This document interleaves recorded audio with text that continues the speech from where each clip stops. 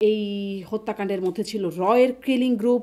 এই হত্যাকাণ্ডে বা এই পুরো ঘটনার মধ্যে শেখ হাসিনা সাবেক প্রধানমন্ত্রী মানে তৎকালীন প্রধানমন্ত্রীর গ্রিন সিগন্যাল ছিল, সেখানে আওয়ামী লীগের সম্পৃক্ততা ছিল এবং জেনারেল শাকিলের বয়ান যেটা, সেটাও বলি যে আপনার সরকারকে দুর্নাম বা বিব্রত অপদস্থ, করার হ্যাঁ। জন্য সেই সরকার নিজেকে একটা এমন কঠিন পরিস্থিতিতে ফেলে দেওয়ার জন্য যে উৎসাহী হবে 2-3 মাসের ভিতরে, এটা কিন্তু সাধারণ জ্ঞান কখনো এটাকে উৎসাহিত করে না। বা যখন জেনারেল শাকিল আবেদন করছিলেন যে একটু দ্রুত পাঠালে ভালো হয়, কিন্তু র্যাব যাবে, সেনাবাহিনী যাবে, 3 দিক থেকে যাবে, হেলিকপ্টার পাঠানো হচ্ছে, এই আশ্বস্ত করছিলেন তৎকালীন প্রধানমন্ত্রী, কিন্তু গেল না কেন? নিশ্চয়ই উনি কন্ট্যাক্ট করেছেন, জেনারেল শাকিলের সাথে কন্ট্যাক্ট হয়েছে। জেনারেল শাকিল নিশ্চয়ই ওনাকে বলেছেন উই আর ইন ডেঞ্জার। উনি মাননীয় প্রধানমন্ত্রীকে সেই কথা বলতে পারবেন না যেটা উনার সেনাপ্রধানকে বলতে পারবেন। সেনাপ্রধানের সাথে উনার, আমি যতটুকু জানি, তারা 111-এর সময় অত্যন্ত একেবারে কাছে থেকে একসাথেই। যে সেখানে হিন্দি ভাষাভাষী বা বাংলা না এরকম ভাষা, ইংরেজি না এরকম ভাষায় কথা বলতে শোনা যাচ্ছিল। এই তারাও চাইবে যে কোন ভিত্তিতে আমার বিরুদ্ধে এই অভিযোগটা এসছে। তো সেটা তাদের কাছে নিশ্চয়ই সেরকম তথ্য উপাত্ত আছে, কিছু একটা অকাট্য কিছু পেয়েছেন। তিনি বলছেন যে তাঁরা যখন অপেক্ষমান ছিলেন তখন নাটকীয়ভাবে মানে গেট দিয়ে ঢুকে গেলেন সাদা পতাকা হাতে, মির্জা আজম, জাহাঙ্গীর কবির নানক। আমাদের একই দেশের একটা অক্সিলারি ফোর্স, একটা মেইন ফোর্স, তার মধ্যে যদি কোনো ধরনের একটা সংঘাত শুরু হয়, এটা ব্যাপ্তি লাভ করতে পারতো, এটা দেশে দেশে দেশের প্রত্যন্ত অঞ্চলগুলিতে ছড়িয়ে পড়তে পারতো। সিলেটে এবং রৌমারীতে বিএসএফ এবং বিজিবির একটা তারা তো সশরীরে, তারা জীবন্ত, তারা তো বেঁচে আছে, তাদের উপরে তো এই প্রতিশোধটা হয় নাই।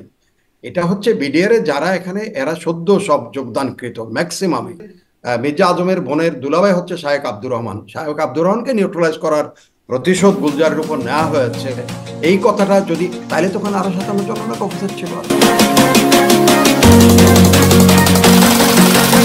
প্রশ্ন হবে লাগামহীন, জানতে চাই, জানাতে চাই এই সময়ের পালস অফ পলিটিক্স। বিডিআর হত্যাকাণ্ডের তদন্ত প্রতিবেদনে ফেঁসে যাচ্ছেন অনেকেই। দায়িত্বে ব্যর্থতায় নাম এসেছে বর্তমান পুলিশের আইজি বাহারুল আলমের, যিনি সে সময় ছিলেন এসবি প্রধান। প্রশ্নের মুখে পড়েছেন বর্তমান স্বরাষ্ট্র উপদেষ্টাও, যেহেতু তিনি ছিলেন ঘটনার পর গঠিত তদন্ত কমিটির প্রধান। এদিকে ফাঁস হয়েছে তৎকালীন প্রধানমন্ত্রী শেখ হাসিনার সাথে বিডিআরের তৎকালীন ডিজি মেজর জেনারেল শাকিল আহমেদের ফোন আলাপ, যেখানে ডিজি প্রধানমন্ত্রীকে অবগত করছেন সরকারকে হেয় করতে বিডিআর বিদ্রোহ হয়েছে। যদিও বর্তমান তদন্ত প্রতিবেদন বলছে খোদ সরকার প্রধানের গ্রিন সিগন্যালে ঘটেছে হত্যাকাণ্ড। এসব নিয়ে বিস্তারিত কথা বলতে স্বপ্নধরা নিবেদিত পালস অফ পলিটিক্সে আমার আজকের অতিথি নিরাপত্তা বিশ্লেষক অবসরপ্রাপ্ত মেজর ইমদাদুল ইসলাম। মেজর অবসরপ্রাপ্ত ইমদাদুল ইসলাম, আপনাকে স্বাগত জানাচ্ছি পালস অফ পলিটিক্সে আমার আজকের আয়োজনে। জি, ধন্যবাদ। অনেক ধন্যবাদ। আমি যেটি নিয়ে কথা বলতে চাই, বিডিআর বিদ্রোহ বা বিডিআর হত্যাকাণ্ডের প্রতিবেদন, সেটি এই লক্ষ্যে গঠিত স্বাধীন তদন্ত কমিশন প্রধান উপদেষ্টার কাছে জমা দিয়েছেন। আমি শুরুতেই আপনার কাছে, যদিও পুরোটা এখনো প্রকাশ হয় নাই কিন্তু বা প্রকাশ করা হয়নি, কিন্তু মোটামুটি জানা যাচ্ছে যে বিষয়বস্তু কি, মূল বিষয়গুলো কি, সেগুলো নিয়ে কথা হয়েছে। আপনি আপনার কাছ থেকে ডিটেলসে যাবার আগে এক লাইনে বা এক কথায় আপনার একটু অভিব্যক্তি জানতে চাই, আপনার মন্তব্য কি রিপোর্ট নিয়ে।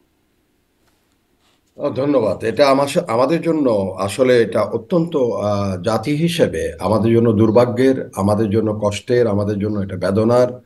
তো সেজন্য সত্য অবশ্যই প্রকাশিত হওয়া উচিত। সেটা সত্য যদি প্রকাশিত না হয়, তাহলে জাতি ভবিষ্যতে এটা নিয়ে পথ হাতড়াতে থাকবে, অন্ধকারে ডানে বামে এই কানাগলির মতো ঘোরাঘুরি করে কানামাছির মতো চলতে থাকবে। সুতরাং সত্য প্রতিষ্ঠিত হওয়া উচিত বলে আমি মনে করি। এটা কি উদ্ঘাটিত হলো, সত্য উদ্ঘাটিত হলো বলে আপনি মনে করছেন? আমার মনে হয়, আমরা যখন আলোচনায় যাব তখন সেটা আমাদের আমার যে ন্যারেটিভটা থাকবে সেটা হবে, আমি একদম সাধারণের দৃষ্টিভঙ্গি থেকে বা এক সময়ের একজন যে সদস্য হিসাবে আমি হয়তো আমার যেটা উপলব্ধি, আমার যেটা প্রত্যক্ষ বা পরোক্ষভাবে যতটুকু আমি জেনেছি, সেটা যখন আমার বয়ানটা যখন আসবে তখন সেটাকে হয়তো তখন যারা আপনার শ্রোতা যারা আছেন বা দর্শক যারা আছেন, তারা তখন সেটা বিচার বিশ্লেষণ করতে পারবেন বলে আমার মনে হয়। আচ্ছা, আহ, আহ, মূল তাহলে বিষয়বস্তুতে যাবার আগে আপনার কাছ থেকে একটু এটা মানে বুঝতে চাই যে আপনি বুঝতে পারছেন কি না, যে এটি তো আসলে 30শে নভেম্বর এই প্রতিবেদন জমা দেয় কমিশন, তারপরে 3রা ডিসেম্বর এই কমিশনের মেয়াদ আরও বাড়ানো হয়, বাড়িয়ে এটা 7 ডিসেম্বর পর্যন্ত করা হয়েছে। মানে প্রতিবেদন তো জমা দেওয়া হয়েছে, তারপরে মেয়াদ বাড়ানোর, এই কমিশনের মেয়াদ বাড়ানোর কারণ বুঝতে পারেন? হয়তো তারা কমিশনে হয়তো এটা তাদের পক্ষ থেকে আবেদন জানানো হয়েছে যে তারা হয়তো এটা সম্পূর্ণ করতে পারেন নাই। তো তাদের আরো সময়ের প্রয়োজন, কারণ সময়ের বাইরে গিয়ে কিছু করাটা তাদের জন্য, যেহেতু একটা কমিশন গঠন করা হয়েছে, একটা গ্যাজেট হয়েছে, সুতরাং তার নির্দিষ্ট সময়ের বাইরে গিয়ে তারা যদি কিছু করতে যায় সেটার জন্য অনুমোদনের প্রয়োজন আছে। সেই প্রয়োজনীয়তা থেকে হয়তো তারা আরো সময় বাড়ানোর জন্য আবেদন করেছেন। হ্যাঁ, সেটাই বোধ হয়। তবে আসলে প্রতিবেদন জমা দেওয়ার পরে আসলে আর কি জন্য থাকতে পারে সেটি আসলে ঠিক বোধগম্য বুঝতে পারছেন না। নিশ্চয়ই তো কারণ আছে সেখানে কিছু। কোনো হ্যাঁ, অবজারভেশন ওই প্রতিবেদনে কোনো অবজারভেশন হয়তো তারা যখন দিয়েছে, হয়তো কর্তৃপক্ষ যারা প্রতিবেদন জমা নিয়েছেন তাদের কোনো প্রত্যক্ষ যদি ওখানে যদি কোনো অবজারভেশন থাকে, সেটাকে হয়তো কারেকশন অথবা সেটাকে ডিডাকশন যাই করার জন্য সেটা হয়তো প্রয়োজন হতে জি। পারে, তখন হয়তো এবার করে দিন তাহলে একটু তাদের। মূল বিষয়বস্তুতে যাই, যে জি। যেখানে যা বলা হচ্ছে যে এই হত্যাকাণ্ডের মধ্যে ছিল রয়ের কিলিং গ্রুপ। এই হত্যাকাণ্ডে বা এই পুরো ঘটনার মধ্যে শেখ হাসিনা সাবেক প্রধানমন্ত্রী মানে তৎকালীন প্রধানমন্ত্রীর গ্রিন সিগন্যাল ছিল, সেখানে আওয়ামী লীগের সম্পৃক্ততা ছিল এবং বিশেষ করে নাম উল্লেখ করা হচ্ছে মির্জা আজম, জাহাঙ্গীর কবির নানক, তাপস, শেখ ফজলুর তাপস, এই মানে সহ আরও কয়েকজন আওয়ামী লীগের সংসদ সদস্যদের নাম উঠে আসছে। এই বিষয়ে আপনার বক্তব্য কি? ধন্যবাদ। আমি আসলে আলোচনায় যাওয়ার আগে, আজকে এটা ডিসেম্বর মাস, আমাদের বিজয়ের মাস অ্যাকচুয়ালি।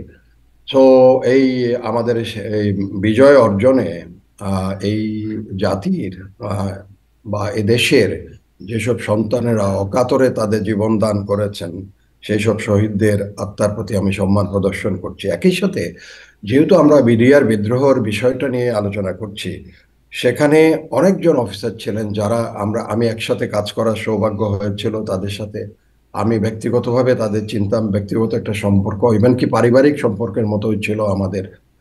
বিশেষ করে general Shakil, he was the brigade major, I was the G3 in the same brigade. আমরা অনেক দিন দীর্ঘ সময় একসাথে কাজ করেছি দুজন, এবং আমাদের সেই সম্পর্ক কখনো বিচ্ছিন্ন হয় নাই। আহ, যেদিন হত্যাকাণ্ডের শিকারে পরিণত হয়েছেন, তার আগের দিন বিকালেও আমরা অনেকক্ষণ টেলিফোনে অনেক কথাবার্তা বলেছি, গল্প নিয়ে কথা বলেছি। উনি আমার চট্টগ্রামে যখন আসছেন তখন গল্ফ খেলেছেন এই চট্টগ্রাম ভাটিয়ারিতে। আমার এখনো কষ্ট হয় যখন আমি গল্ফ খেলি, তখন উনি আমাকে বলেছেন যে ইমদাদ, তোমার অনেকগুলো বল আমি হারিয়ে ফেলেছি, পানিতে পড়েছে, আমাদের এখানে যে হ্যাজার্ড আছে সেখানে হারিয়েছেন। তো ওই দিন ওনার যে ঘটনা, যেদিন উনি হত্যাকাণ্ডের শিকারে পরিণত হয়েছেন, তার আগের দিনে উনি আমাকে বলছিলেন যে তুমি যদি প্যারেড দেখতে আসো তাইলে আমি তোমাকে অনেক প্যাকেট বল দিব, অনেকগুলো বল দিব, যেহেতু তোমার বল আমি হারিয়েছি। তো দেখেন সেটা ব্যক্তিগত কিরকম একটা সম্পর্কের সেখানে যে একটা যেটাকে বলা হয় মানে স্পর্শকাতর একটা বিষয় রয়ে গেছে। এখনো আমি গল্ফের মাঠে যাই, যখনই অনেক সময় মনে মনে হয় যখন গল্ফ খেলি, এই আমার বল যে হারিয়েছে, যেন শাকিল সেই বলগুলি ফেরত দেওয়ার আর আহ, কোনো ধরনের সুযোগ উনি হয়তো পান নাই, বাট আমার সাথে সেটা নিয়ে অনেক কথাবার্তা হয়েছে। আমাদের ব্যক্তিগত সম্পর্ক এরকম ছিল। আক্তার, তারপর নাফিস, কর্নেল আক্তার, কর্নেল নাফিস, ইভেন কি কর্নেল কুদরত এলাহি আমার ইনস্ট্রাক্টর ছিলেন এসআইএনটিতে। এবং সে যদিও আমার ইনস্ট্রাক্টর, কিন্তু আমি যেহেতু সিনিয়র ছিলাম, রুমে ঢুকেই মানে ইনস্ট্রাক্টর হিসেবে এসে প্রথম উনি আমার দিকে দাঁড়িয়ে জোরে সোরে একটা স্যালিউট দিয়ে দিতেন, বিইং এন ইনস্ট্রাক্টর। সো এই ধরনের মন মানসিকতার অফিসারগুলি, মেধাবী অফিসারগুলি ছিলেন। ব্যক্তিগত আমার সাথে সম্পর্ক, সেই দৃষ্টিকোণ থেকে আমি হয়তো এই বিষয়টা আলোচনা করতে পারি বলে আমি মনে হয় নিজেকে যোগ্য মনে করি। নাইলে যারা এখানে সরাসরি তদন্ত করেছেন, তারা হয়তো অকাট্য অনেক যুক্তি বা তারা খুঁজে পেয়েছেন, এটা তাদের বিষয়। বাট আমি যেটুকু জানি, আমি হয়তো সেই বয়ানটা, সেই ন্যারেটিভটা আপনার তাহলে যারা দর্শক, একটা করে জিজ্ঞাসা করি যে রয়ের জি কিলিং জি। গ্রুপ, রয়ের কিলিং গ্রুপ এটা নিয়ে আপনার মন্তব্য। আমি সেটাতে যাওয়ার আগে আমি আবারও একটু ইয়ে করি। প্রখ্যাত জার্মান সাহিত্যিক কাম ফিলোসোফার ব্রেশেট একটা কথা বলেছেন যে those do not know the facts, they are fools, and those knows the facts but tell that facts is a lie, then they are criminals. এটা আর্ন ব্র্যাকেটের কথা। আমরা যদি যারা সত্য জানি না, তারা আসলে বোকা। আর যারা সত্য জেনে সত্যকে যদি মিথ্যা বলার আশ্রয়ে নিতে চায়, তাহলে তারা হচ্ছে ক্রিমিনাল। এটা হচ্ছে ব্র্যাকেটের কথা, আর্নেল ব্র্যাকেটের কথা। সেই উম, ধরনের একটা মন মানসিকতা নিয়ে, সেই দৃষ্টিকোণ থেকে, সেই আপনার ফিলোসফিক্যাল অ্যাসপেক্ট থেকে আমি আমার বক্তব্যটা দিব। সেই সময়ে আমরা যতটুকু জানি এটা ব্যাপক আলোচিত হয়েছে, সমস্ত বিশ্ব জানে, আমাদের প্রেসগুলো জানে। বর্তমান আমাদের যে সেনাপ্রধান আছেন উনিও কিন্তু একটা ওনার সৈন্য নিয়ে উনি এখানে কিন্তু এই যে বর্তমান আমি যতটুকু জানি ধানমন্ডি এই যে মাঠ আছে সেখানে তারা সম্মিলিত হয়েছিলেন, তারা একটা অপারেশনের জন্য, ফর দ্য রেস্কিউ মিশন, যখন ভিতরে এত হই হই রই রই চলছে। আমি গতকালকে খুব মনোযোগ দিয়ে জেনারেল শাকিলের সাথে কনভারসেশন বিটুইন দা তৎকালীন অনারেবল প্রাইম মিনিস্টার এবং জেনারেল শাকিলের মধ্যে যে কথোপকথন হচ্ছে সেটা খুব মনোযোগ দিয়ে শুনেছি। উনি বলছিলেন যে আপনার সরকারকে অপদস্থ করার জন্য বা ব্যতিব্রস্ত করার জন্য, একটা বিপদগ্রস্ত করার জন্য এরা চেষ্টা করে যাচ্ছে, মরিয়া হয়ে যাচ্ছে। তারা যেসব দাবি দাওয়া করছে বিডিআর এর সৈনিকরা, সেখানে একবারও উচ্চারিত হয় নাই অন্য কোনো দেশের সৈন্য এখানে ইনভলভ হয়েছে বা জড়িত হয়েছে, বিদেশি কোনো শক্তি এসছে। এটা কারো কাছ থেকে আমার শোনার কোনো কিন্তু অবকাশ হয় নাই। বা জেনারেল শাকিলও সেই মুহূর্তে হয়তো উনি অন গ্রাউন্ডে ছিলেন, যখন ঘেরাও অবস্থায় ছিলেন, উনি বলছিলেন আমাদের ঘেরাও করে রেখেছে, আমরা সাহস হারাই নাই। এক্স্যাক্টলি এই কথাটা বলছিলেন, হারাই নাই। সেখানে তৎকালীন প্রধানমন্ত্রী আশ্বস্ত করছিলেন যে এখানে আমরা র্যাব যাচ্ছে, সেনাবাহিনী যাচ্ছে, আমি হেলিকপ্টার পাঠানোর জন্য চেষ্টা করে দেখছি এটা কিভাবে কি করা যায়। তো তারপরে জেনারেল শাকিল বলছে একটু তাড়াতাড়ি এটা করার জন্য, এবং ওনারা কেউ সাহস হারান নাই, ওনারা তখন ঐক্যবদ্ধ সেখানে আছেন। বা জেনারেল ওয়াকারও পরবর্তীতে কখনো, যেহেতু অন গ্রাউন্ড তারা ছিলেন ওখানে, বা অন্যান্য যারা ছিলেন, আহ, যারা র্যাবের অনেকেই অনেক বক্তব্য দিয়েছেন জনসমক্ষে যে কি হয়েছে, সেনাবাহিনী সেখানে হস্তক্ষেপ করতে পারে নাই। র্যাবের তৎকালীন যে কমান্ডিং অফিসার ছিলেন তারও একটা বক্তব্য শোনার সুযোগ আমার হয়েছে, যে সেখানে বলেছেন যে আমরা গেইটে আছি, আমরা এই গেইটে আমাদের অনুমোদন, প্রবেশ করার যে অনুমোদন সেটা আমরা পাচ্ছি না, সময় জ্ঞাপন করা হয়েছে। এবং সেটার জন্য অনেকেই সেনাপ্রধানকে দায়ী করেছেন, যে সেনাপ্রধান সেখানে যদি তৎকালীন যমুনাতে ছিলেন, তারা সবাই বৈঠক করছিলেন, সেখানে সেনাপ্রধান ছিলেন, তৎকালীন অ্যাডজুটেন্ট জেনারেল ছিলেন, বা অন্যান্য যারা ছিলেন, পুলিশের আইজি সবাই ছিলেন, তারা সেখানে সময় জ্ঞাপন করেছেন। এটা একটা আহ, অভিযোগ ছিল, বা একটা যেটা হচ্ছে সময় জ্ঞাপন হয়েছে বলে এই কথাটা উঠে আসছে। সেখানে তারা অপারেশন পরিচালনা করতে পারে নাই।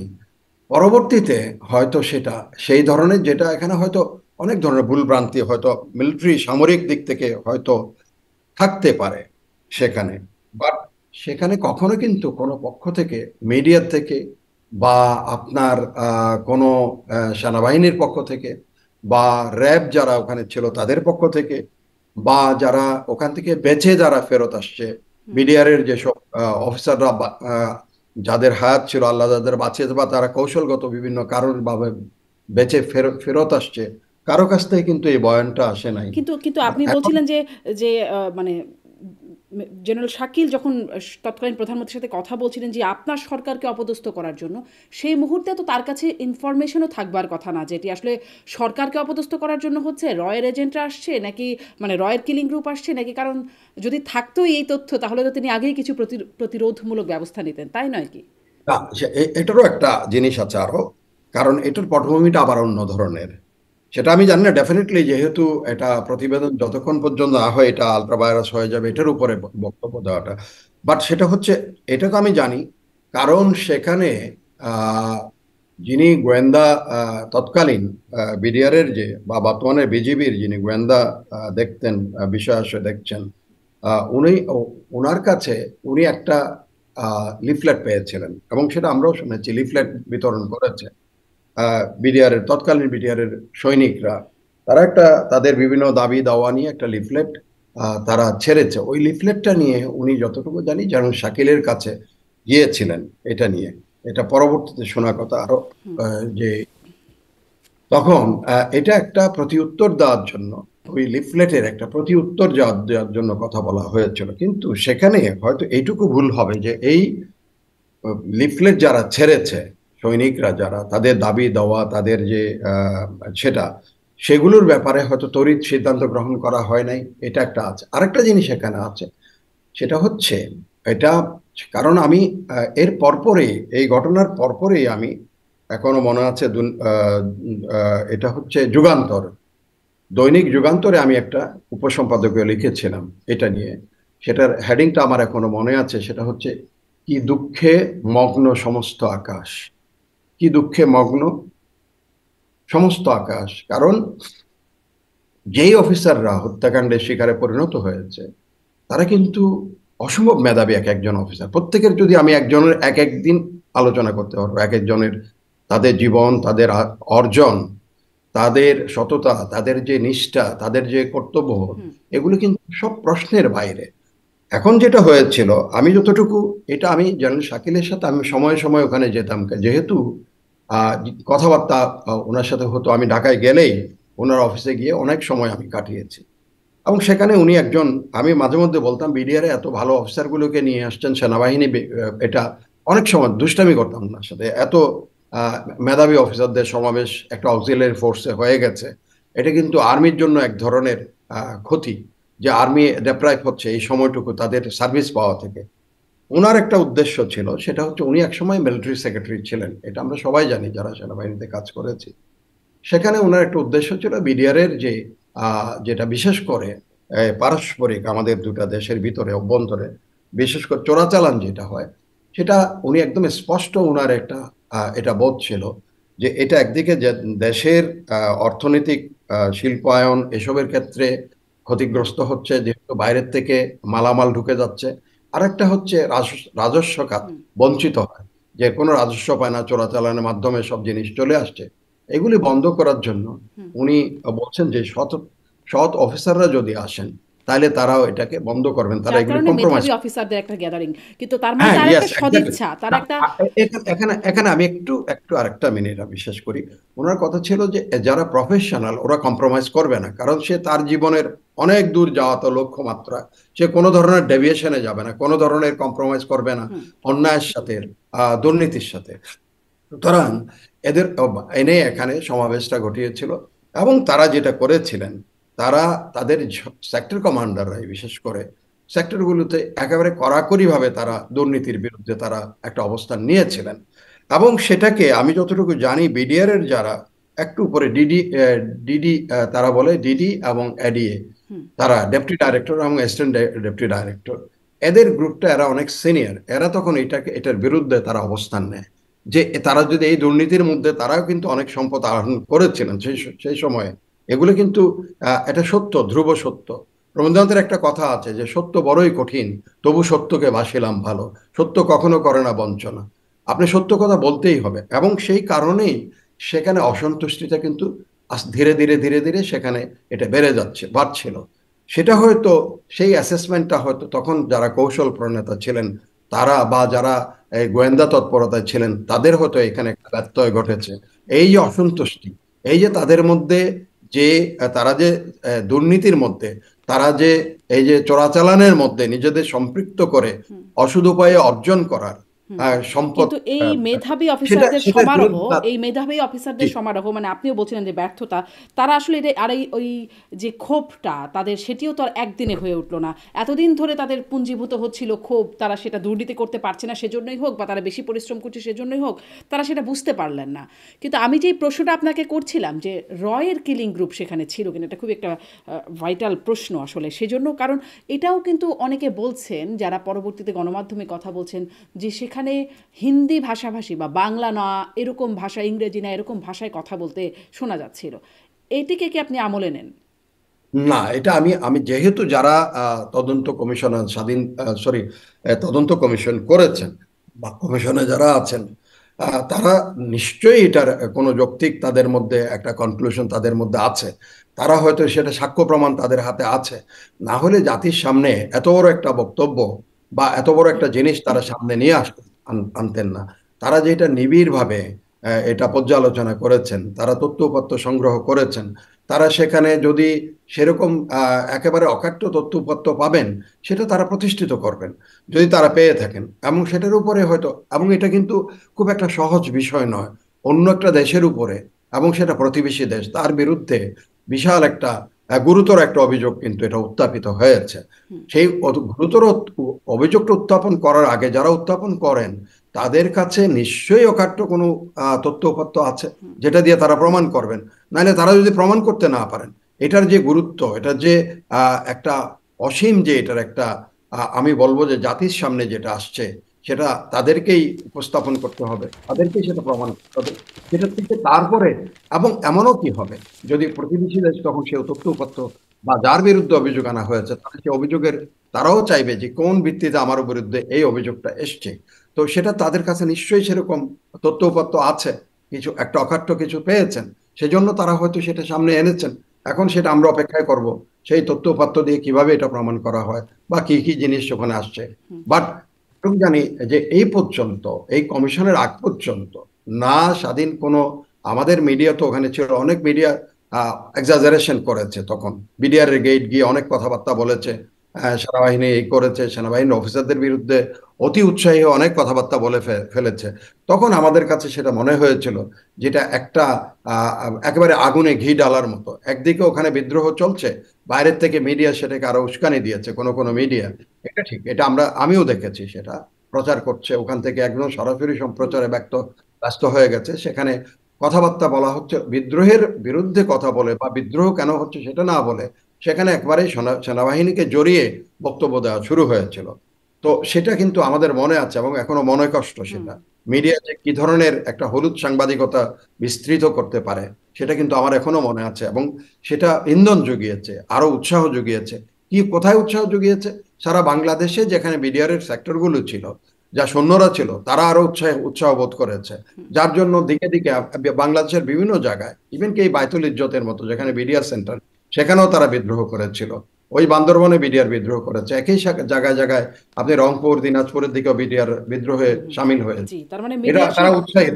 ভূমিকাকে আপনি হলুদ সাংবাদিকতা বলছেন, কিন্তু সরকারের পক্ষ থেকে কোনো ডেফিনেটলি রকম কোনো সেই রকম সেই সময় নিষেধাজ্ঞা আসছিল কিনা? মানে সে সময় আমার সাংবাদিকতা ছিল না, ফলে আমি একদম সরাসরি অভিজ্ঞতা থেকে বলতে পারি না। তবে একটা নিষেধাজ্ঞা এসেছিল কিনা এটা কি তখন জানেন, যে এরকম কিছু এসেছিল সরকার এর পক্ষ থেকে, যে না, এরকমটা না এটা করতে? যখন শুরু হয়েছে, এটা অনেকক্ষণ, এটা দীর্ঘ সময় ধরে, বেশ কিছুক্ষণ সময় ধরে, অনেকক্ষণ এটা যখন প্রচারিত হয়েছে, কারণ আমরা তখন টেলিভিশন, উপায় তো নাই কি হচ্ছে দেখার জন্য, আমি তো চট্টগ্রামে টেলিভিশনে যখন এগুলো দেখছিলাম, যে তাদের মুভমেন্ট গুলো দূর থেকে দেখানো হচ্ছিল, বিডিআর এর সৈন্যদের, তারা সেখানে তাদের ইভেন আর বলি আমরা, recoilless rifle, anti tank weapon, সেগুলো তারা লাগাচ্ছে, দেখাচ্ছে, তাদের মেশিন গান এনে তারা তাদের গেটের দিকে তারা প্লেস করছে, সেগুলো একেবারে লক্ষ্য তাক করে। কারণ এদিকে ধানমন্ডির দিকে তখন আমাদের সেনাবাহিনীর অফিসাররা গিয়েছে, সেদিকে মুখ করে তারা তাদের মেশিন গান, তাদের এগুলো তারা প্লেস করে, এইসব জিনিসগুলো মিডিয়া দেখাচ্ছিল। একই সাথে রিগ্রেসিভ যেগুলো ছিল, কিছু কিছু বক্তব্য, সেগুলো সেনাবাহিনীর পুরো সার্বিক অবস্থানের বিরুদ্ধে যাচ্ছিল। তখন হয়তো পরবর্তীতে সেটা জেনেই হয়তো কর্তৃপক্ষ সেটাকে বন্ধ করেছিল, জি, ওই নিষেধাজ্ঞাটা জি। ছিল। আমি এবার মানে আরো কতগুলো গুরুত্বপূর্ণ বিষয়, আসলে প্রশ্ন তো জি একসাথে জি। অনেকগুলো ছিল, সেটা হচ্ছে শেখ হাসিনা বা তৎকালীন প্রধানমন্ত্রীর গ্রিন সিগন্যাল ছিল। এই বিষয়ে কি পরবর্তীতে মানে আপনি কি এই বিষয়ে কনভিন্স হতে পেরেছেন, বা আপনার সাথে যারা কাজ করছেন, আপনার ফেলো কলিগ যারা আছেন? না, এটা এটা একটা জিনিস আমি বলি সেখানে, এটা হচ্ছে আমি আমার আমার একেবারে ব্যক্তিগত একটা অবস্থান থেকে, এটা একজন বলবো যে স্বাধীন মতামত একজন নাগরিকের, সেখান থেকে তখন সরকার কিন্তু গঠিত হয়েছে কয়েক মাস মাত্র। সেখানে যদি আমরা সাধারণ বিবেচনায় নেই, একটা সরকার যেমন জেনারেল শাকিলের বয়ান যেটা, সেটাও বলি যে আপনার সরকারকে দুর্নাম বা বিব্রত অপদস্থ, করার হ্যাঁ। জন্য অপদস্থ, সেটাই আমরা ধরে নিতে পারি। একটা সরকার যখন অবস্থান গ্রহণ করে বা সরকার যখন দায়িত্ব গ্রহণ করে, তখন সেই সরকার নিজেকে একটা এমন কঠিন পরিস্থিতিতে ফেলে দেওয়ার জন্য যে উৎসাহী হবে 2-3 মাসের ভিতরে, এটা কিন্তু সাধারণ জ্ঞান কখনো এটাকে উৎসাহিত করে না বা কিন্তু এটাকে তাহলে আহ, কিন্তু তাহলে নেওয়ার মতো। হ্যাঁ, হ্যাঁ কিন্তু জি। তাহলে ধরুন সেই ফোনালাপের মধ্যেই তৎকালীন প্রধানমন্ত্রী বলছিলেন যে, যখন জেনারেল শাকিল আবেদন করছিলেন যে একটু দ্রুত পাঠালে ভালো হয়, কিন্তু র্যাব যাবে, সেনাবাহিনী যাবে, 3 দিক থেকে যাবে, হেলিকপ্টার পাঠানো হচ্ছে, এই আশ্বস্ত করছিলেন তৎকালীন প্রধানমন্ত্রী, কিন্তু গেল না কেন? সেটার জবাবদিহি এখন যারা সেনাপ্রধান ছিলেন, যিনি সেনাবাহিনী প্রধান, উনিও একটা বিস্তৃত একটা ব্যাখ্যা দিয়েছেন। হি ওয়াজ কিলিং টাইম অ্যাকচুয়ালি, এবং ওনাকে সেটার জন্য দোষারোপ করা হয়েছে। অনেকেই বলেছেন যখন তার অফিসাররা বিপদগ্রস্ত, তখন সে কারো মুখাপেক্ষী, সেখানে তার অন্যের আদেশ নেওয়ার মুখাপেক্ষী থাকার কোনো প্রয়োজন ছিল না। এবং সেখানে অনেকেই এই এই কথাটাও বলেছেন যে সেখানে সেনাপ্রধান, তৎকালীন সেনাপ্রধান এই সময়টা কিল করে, সময়টা নষ্ট করে অফিসারদের বিপদের মুখে রেখে উনি আলোচনা কিসের? উনি তখন ওনার যেটা গিভেন রেসপন্সিবিলিটি, সেটার মাধ্যমে উনি হস্তক্ষেপ করতে পারতেন। কিন্তু এটা হচ্ছে, আমি বলবো যে এটা কমান্ড ফেলিওর, এটা অন্য কিছু না। এটা কিন্তু কমান্ড ফেলিওর। উনি যে কমান্ড নিয়েছেন, সেখানে কমান্ডের মধ্যে তার যে কি কি দায়িত্ব বর্তায় এই বিপদ মুহূর্তে, সেটা হয়তো উনি পরিপূর্ণভাবে সেখানে পালন করতে ব্যর্থ হয়েছেন। সেটা হচ্ছে, সেই কারণেই এই সময়টা তারা পেয়েছে। আর দ্বিতীয়ত যেটা হচ্ছে রাজনৈতিক যে নির্দেশনা, সেটা হয়তো অনেক কিছু তারা তখন সেখানে বসে বসে বিবেচনায় নিচ্ছেন যে এখানে দুপক্ষের মধ্যে গোলাগুলি শুরু হলে ক্যাজুয়ালিটি কি হবে। কিন্তু ভিতরের যে অবস্থা, সেটা অনুধাবন করে সেনা প্রধান বা যে নেতৃত্ব ছিলেন সামরিক বাহিনীর, তাদের উচিত ছিল তড়িৎ এখানে সিদ্ধান্ত এবং হস্তক্ষেপ করা। এবং সেই হস্তক্ষেপ কত বেশি করে লেস ক্যাজুয়ালিটির মাধ্যমে সেটা করা যায়, সেটা বিবেচনায় নেওয়া উচিত ছিল। ওনার কিন্তু সেটা অপেক্ষায় কমান্ড ফেলিওর বুঝলাম, কিন্তু একদম সুপেরিয়র কমান্ড, মানে প্রধানমন্ত্রী তিনি তো বললেন যে পাঠাচ্ছি, মানে 3 দিক থেকে উনি পাঠাচ্ছি।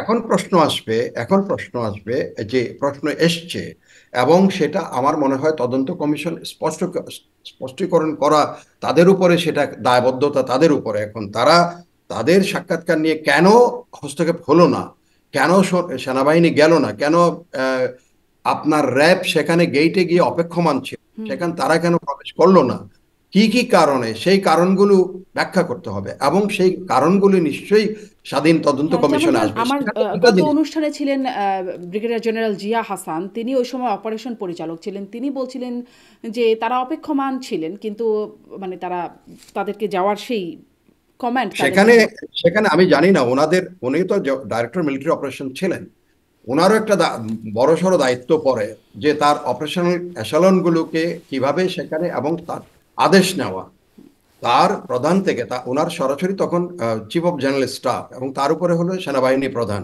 তাদের থেকে অবিলম্বে আদেশ গ্রহণ করা। আদেশ গ্রহণ করার জন্য ওনার কি কি তৎপরতা ছিল, সেটা হয়তো নিশ্চয়ই উনি ব্যাখ্যা করেছেন কিনা আমি জানি না। উনি যদি তৎপর থাকতেন যে আদেশ গ্রহণ, because he was on ground, he was the man who was suppose to issue the operational order, যেটাকে ও বলে অপারেশনাল অর্ডার, যেটা সেটা প্রেরণ করার জন্য, এবং সৈন্যদের সাথে সাথে কোন দিক থেকে কি করবে এগুলোর জন্য উনি কিন্তু চিফ অফ জেনারেল স্টাফ থেকে, এবং চিফ অফ জেনারেল স্টাফ যিনি ছিলেন জেনারেল সিনা ইবনে জামালি, ওনার মাধ্যমে উনি সেনা প্রধান থেকে কি কি দায়িত্ব তখন করণীয় জানতে চেয়েছেন কিনা, সেই সব বক্তব্যগুলি আমি আশা করি যে, যেহেতু আমরা এটা পড়ার এখনো সময় হয়নি, কিন্তু সেখানে ওনাদের এই বক্তব্যটা, ওনাদের এই ন্যারেটিভটা আসা উচিত। আমি সিজিএস থেকে চেয়েছিলাম, সিজিএস আমাকে এই বলেছে, বা সিজিএস বলবেন যে আমি সেনাপ্রধানকে বলেছিলাম এই কাজ করার জন্য, যে আদেশ চেয়েছি, কিন্তু সে আদেশ আমরা পাইনি। তখন জেনারেল মঈনকে বলতে হবে কেন তুমি আদেশ দিতে ব্যর্থ হয়েছে। জি, কিন্তু তিনি বলছেন যে তাঁরা যখন অপেক্ষমান ছিলেন তখন নাটকীয়ভাবে মানে গেট দিয়ে ঢুকে গেলেন সাদা পতাকা হাতে, মির্জা আজম, জাহাঙ্গীর কবির নানক সহ কয়েকজন নেতা, এরকম রাজনৈতিক নেতারা, তারা নাটক এটা একটা। ওটা হচ্ছে রাজনৈতিক দিক। এটা দুটা বিষয় আছে এখানে, সামরিক দিক, একটা হচ্ছে রাজনৈতিক দিক। রাজনীতিবিদরা রাজনীতির দিক থেকে কি করছে না করছে সেটার থেকে আমার রাজনীতিবিদ ওখানে বিপদে পড়ে নাই তখন। কিন্তু আপনি বিডিআর পিলখানার ভিতরে তখন সেনা, এই যে 57 জন সেনা কর্মকর্তা, আমি প্রত্যেকে তাদের আত্মার প্রতি একদম আজকে এই আমাদের বিজয়ের মাসে শ্রদ্ধা জানাই, যারা জীবনে অনেক সম্ভাবনা থাকা অবস্থায় ঝরে পড়েছেন, যাদের ভুলের কারণে তারা সারা জীবন যতদিন তারা বেঁচে থাকবেন, তারা কিন্তু এটার জন্য দে মাস্ট বি রিপেন্ডেন্ট, তারা অনুতপ্ত থাকবেন। যখন তারা নিরস্ত্র এই এতজন সেনাবাহিনীর অফিসার, তারা যখন বিপদে আছেন, তাদেরকে সেখান থেকে তাদের রেস্কিউ করার জন্য যাদের ব্যর্থতা, তারা সারা জীবন এটার জন্য দায়বদ্ধ থাকবেন তাদের বিবেকের কাছে। তাদের আজকে এখানে দুটো দিক আছে, এখানে একটা হচ্ছে রাজনৈতিক দিক, একটা সামরিক দিক। আমি সামরিক দিকটাকেই বেশি করব। রাজনৈতিক দিক যেহেতু আমাদের এখানে ওরা কি করেছে, রাজনীতি কে গেছে, কি ফ্ল্যাগ নিয়েছে, কি না করেছে, ওসব that is not a matter. When my brother officer was in danger, তাদের লাইফ, তাদের জীবন, এমন না যে তাদেরকে জেলে নেওয়া হচ্ছে, সেটাও না, তাদেরকে ধরা হচ্ছে, অ্যারেস্ট করতে হচ্ছে, সেটা না, দে ওয়ার ইন দ্য তাদের জীবনের ঝুঁকি, জীবনটা তাদের নিয়ে নিচ্ছে, সেই মুহূর্তে আমি আমার দায়িত্ব পালন করতে যারা যেসব সামরিক কর্মকর্তারা ব্যর্থ হয়েছেন, each and every one should be taken into the cognizance and to be the accountable to the justice. জি, মানে সবাই আসলে ফেল করলো, সেনাবাহিনী সেদিকে, অন্যদিকে র্যাব, সবাই ওই একই সাথে ফেল করলো এবং সাদা পতাকা হাতে যারা না, গেলেন। এখানে সবার আমি আমার সবার ফেলিওর ধরবো না এখানে, কিন্তু এটা সরি ফর দিস, এখানে সবার ফেলিওর না। ফেলিওর করে যখন কমান্ড ফেল করে, নিচের নিচের লোকরা তখন আর কাজ করতে পারে না। আপনি যদি আমাকে আদেশ না দেন, আপনি যদি আমাকে ধরেন লিঙ্ক করেছেন, এখানে আপনি লিঙ্ক না পাঠান, আমি কিভাবে আপনার সাথে লিঙ্ক হব? আমি হাজার চেষ্টা করতে পারি, এখানে বসে চিৎকার করতে পারি, কেউ শুনবে না। যখনই আপনি লিঙ্ক, একইভাবে সেনা প্রধানের তখন দায়িত্ব হচ্ছে two establish link with his under command, এবং সেখানে মুহূর্তে মুহূর্তে তাকে, সে নিশ্চয়ই উনি কন্ট্যাক্ট করেছেন, জেনারেল শাকিলের সাথে কন্ট্যাক্ট হয়েছে, জেনারেল শাকিল নিশ্চয়ই উনাকে বলেছেন উই আর ইন ডেঞ্জার। উনি মাননীয় প্রধানমন্ত্রীকে সেই কথা বলতে পারবেন না যেটা উনার সেনা প্রধানকে বলতে পারবেন। সেনা প্রধানের সাথে উনার, আমি যতটুকু জানি, তারা 111-এর সময় অত্যন্ত একেবারে কাছে থেকে একসাথে একটা এন্টিটি হিসেবে তারা কাজ করেছেন, সেই সম্পর্ক। এবং আরো একটা জিনিস এখানে আছে, ডিফেন্স সার্ভিসেস কমান্ড স্টাফ কলেজে জেনারেল শাকিলও আপনি ইনস্ট্রাক্টর ছিলেন, ডিএস ছিলেন, এবং সেখানে জেনারেল মঈন কিন্তু এসআই ছিলেন, সিনিয়র ইনস্ট্রাক্টর ছিলেন। একই সাথে একই, তাদের সম্পর্ক কিন্তু একদিনের না, তাদের অনেক দিনের দীর্ঘ সম্পর্ক আছে। সেই সম্পর্কের বলে জেনারেল শাকিলের সাথে উনি time to time he could contact, এবং অবস্থা বুঝে উনি সিদ্ধান্ত নিতে পারতেন। এখানে প্রধানমন্ত্রীর সাথে যখন কথা হচ্ছিল, আমি একটু শেষ করি, একজন রাজনীতিবিদ গুরুত্ব বুঝবেন না, মিলিটারি অপারেশন কি করে করতে হবে, তাহলে উনি মিলিটারি কমান্ডার হয়ে যেতেন, তাহলে উনি সেনা প্রধান হয়ে যেতেন। এখানে রাজনীতির দোষারোপের থেকে আমি বেশি করে জোর দিব যে আমাদের যেখানে সেনাবাহিনী, সামরিক বাহিনী প্রস্তুত, 46 ব্রিগেড মুভ করেছে, সেখানে র্যাব গেটে গিয়ে দাঁড়িয়ে আছে, সেখানে এটার হচ্ছে আমরা যেটা বলি সেনাবাহিনী দেশের ডেটারেন্ট এফেক্ট, আপনি নিবারণমূলক। সেখানে তার যদি, হ্যাঁ, ক্যাজুয়ালিটির ভয় অনেকে করতে পারতো, অতিরিক্ত ক্যাজুয়ালিটি হয়ে যেতে পারে, যেহেতু এটা ঘনবসতি সম্পন্ন এলাকা। আবার দুটা পক্ষের মধ্যে, আমাদের একই দেশের একটা অক্সিলারি ফোর্স, একটা মেইন ফোর্স, তার মধ্যে যদি কোনো ধরনের একটা সংঘাত শুরু হয়, এটা ব্যাপ্তি লাভ করতে পারত, এটা দেশের প্রত্যন্ত অঞ্চলগুলিতে ছড়িয়ে পড়তে পারত।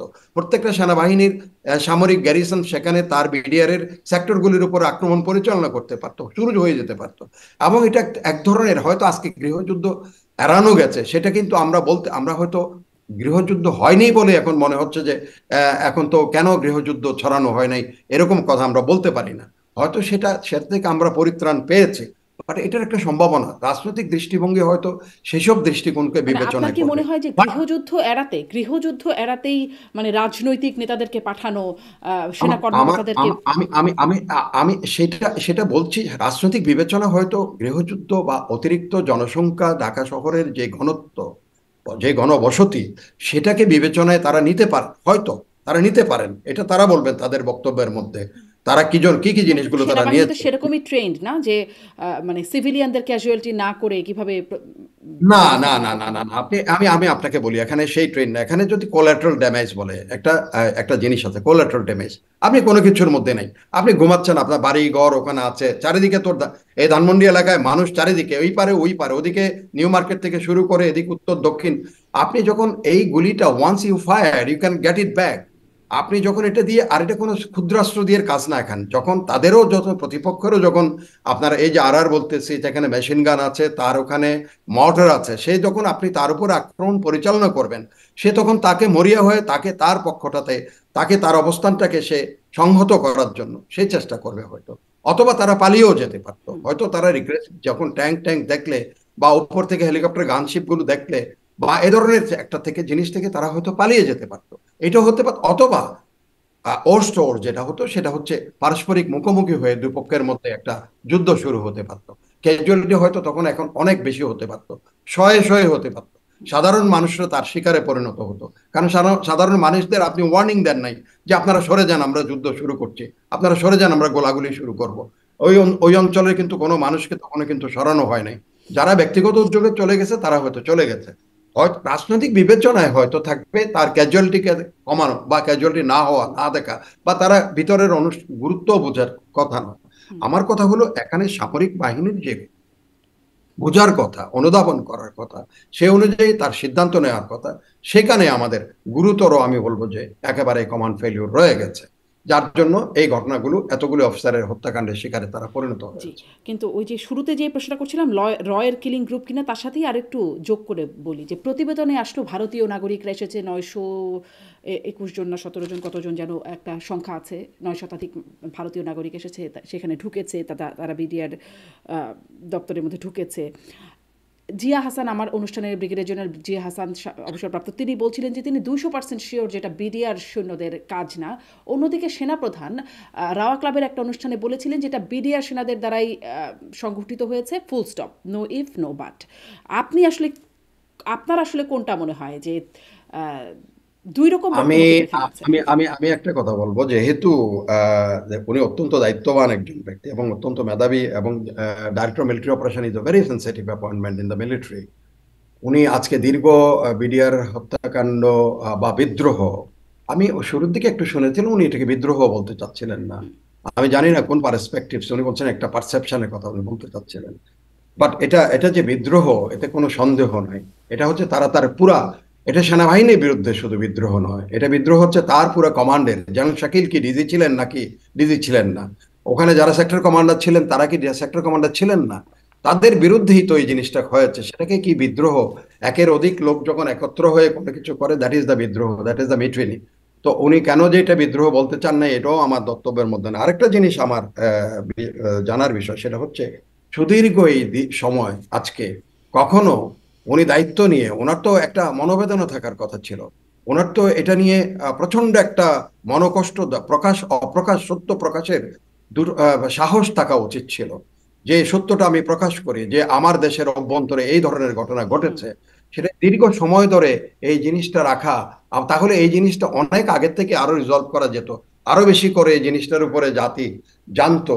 এবং এত দীর্ঘ সময় নেওয়া, এটা এক ধরনের, এটা কি আমি একটা কারণ এটা হতে পারে যে ওই সময়টা খুব আমি আমি আমি সুবিধাজনক বলি ছিল এটা না? এক ধরনের, এটাও আমি আমি আমি প্রশ্ন একটা, করছিলাম লেফটেন্যান্ট জেনারেল জাহাঙ্গীর আলম, যিনি এখন বর্তমানে স্বরাষ্ট্র উপদেষ্টা, তিনি ওই তদন্ত কথাটাই কমিটির আমি প্রধান আসি, ছিলেন। ওই জি, ওই কথাটাই আমি হ্যাঁ, আসি। হ্যাঁ, সেখানে আপনি এটা খুবই ইন্টারেস্টিং দেখেন, দুজনেই উনার অনেক সিনিয়র অফিসার, একজন জুনিয়র একজন সিনিয়র অফিসার।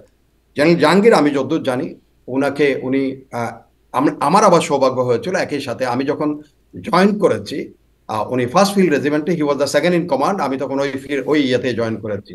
আবার এই যে সেক্টর কমান্ডার একজন আক্তার, চট্টগ্রামের যে সেক্টর কমান্ডার ছিল আক্তার, আমি কর্নেল আক্তার, আমি একসাথে আমরা রেজিমেন্টেশন করেছি ওনারই আন্ডারে, ওনারই ইউনিটে, ফার্স্ট ফিল্ড রেজিমেন্টে।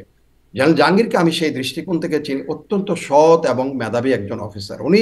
ওনার সততা নিয়ে কেউ কোনোদিন কোনো প্রশ্ন তুলতে পারবেন না, এবং সততার ব্যাপারে উনি কখনো কম্প্রোমাইজ করেন না। তাহলে জেনারেল জাহাঙ্গীর সে সময়ে উনি ছিলেন তদন্ত প্রধান, এই যে বিডিআর বিদ্রোহের। উনি সেখানে যে রিপোর্ট দিয়েছেন, সেই রিপোর্ট যদি এখন অসত্য হয় তাহলে উনি অসততার দায়বদ্ধ হবেন। আর যদি উনি রিপোর্ট দেন, সেটাকে চ্যালেঞ্জ করার, উনি সেটা খণ্ডন করতে পারবেন।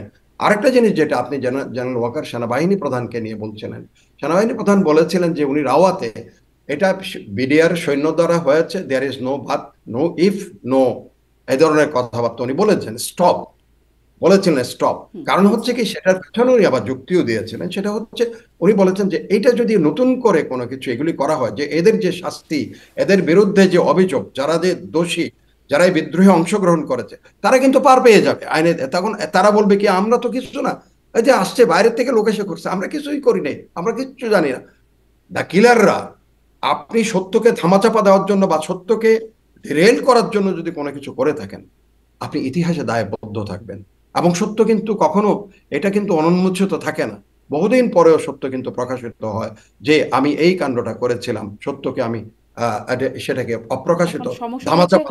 কোনটা সত্য, সেই সময় যেটা বের হলো সেটা সত্য, নাকি এই সময় যেটা বের হচ্ছে সেটা সত্য, নাকি আমি ভবিষ্যতে আবার আমি বের হবে আমি সেটা যেটা সত্য? যুক্তির, আমি আরেকটু যুক্তিতে এসে বলি, যে এখানে বিডিআর এর মধ্যে আরো যেন কেন কেন আপনি বলবেন যে কেন বিদ্রোহের পেছনে, একটা কথা বলছিলাম, যে যারা কঠিনভাবে এখানে দমন করছিল, এই যে চোরাচালান বলেন, দুর্নীতি বলেন, বা জেনারেল শাকিলের যে অবজেক্টিভস ছিল, দেশের রাজস্ব, দেশের শিল্পায়ন, এগুলো ক্ষতিগ্রস্ত হচ্ছে চোরাচালানের কারণে।